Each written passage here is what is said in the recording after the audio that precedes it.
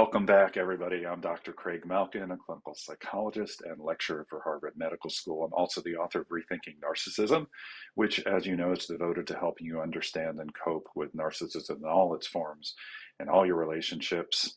What is the most dangerous behavior or comorbid trait that could exist alongside pathological narcissism or extreme narcissism? What is a pattern of behavior that you should be aware of that really predicts danger? Would it surprise you if I told you it's not emotional abuse, it's not physical abuse, it's not even criminality? It is something called denial. You can think of denial as a disclaiming of or disavowal of experience, feelings, parts of self. One of the problems with denial when it is pervasive is that people tend to project more.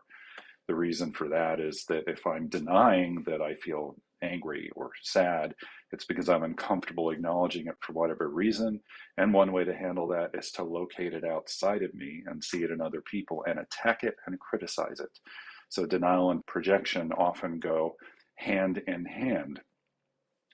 The biggest problem with denial is that if I cannot acknowledge my own feelings, parts of self, aspects of my behavior that are a problem, then first of all, I'm not going to seek out help. Denial happens with lots of problems, not just narcissistic personality disorder. It's not just people with extreme narcissism. You can think of one of the most common examples, of course, is the people who have severe substance abuse addiction. They often will not acknowledge the problem because that actually helps them continue the problem. And it helps them hide it, and it helps them minimize things that are coming up that are clearly symptoms of the problem. But this can happen across patterns of behavior and problems and disorders. The reason it is so dangerous with pathological narcissism is as soon as you start looking at the core of pathological narcissism, which, as I've explained before, is exploitation. That is doing whatever it takes to feel special no matter the cost to others, entitlement, acting as if the world owes you or should bend to your will, and empathy impairments, becoming so blind to the needs and feelings of others that you really lose touch with what they're going through or even caring about it. That is called triple E. Though two of those patterns of behavior, exploitation and entitlement, pretty much explain all of the worst behaviors when it comes to pathological narcissism. And they also are correlated with abuse and aggression, and in particular, very often correlated with physical and emotional abuse. Not always, but often, particularly when a person minimizes their problems. Phoebe Kramer, whose name I've mentioned before, looked at a longitudinal study of narcissism, starting with little kids, preschoolers. There's actually a measure for precursors of unhealthy narcissism. And she looked at preschoolers and followed them over time, 20, 21 years until later on. And if you've watched my other videos or listened to interviews or read my writing, you'll know that what happened in Phoebe Kramer's study is that it became clear that the kind of parenting that creates insecure attachment, that is an inability to turn to others when we're sad, blue, scared, with more vulnerable feelings for mutual care and connection, that insecure attachment experience in parenting later on predicts unhealthy narcissism or pathological narcissism, some of the worst manifestations of narcissism. And interestingly enough, one of the findings of that study was that the strongest predictor of the most maladaptive or unhealthy aspects of pathological or unhealthy narcissism, remember, will sometimes include things like physical and emotional abuse, was denial.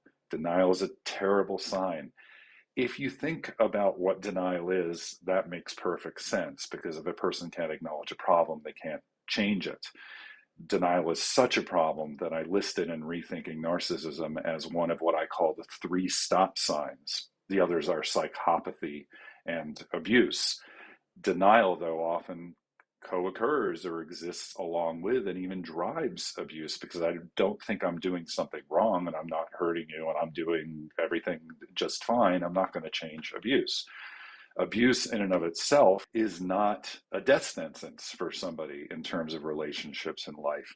They can go to groups. They can seek out help. They can do things to stop their abuse. It's not on the people who are victims of abuse to do that or influence it in some way. Of course, it's on the abuser, but they have to acknowledge it first, which they can't do if they are driven by denial, any more than somebody who is struggling with severe substance abuse, who won't get treatment or go to can't do the work of change either.